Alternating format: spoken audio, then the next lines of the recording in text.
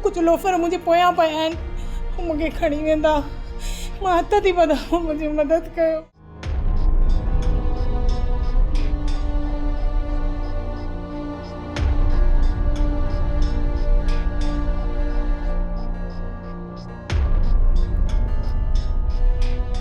केर आहीं तूं?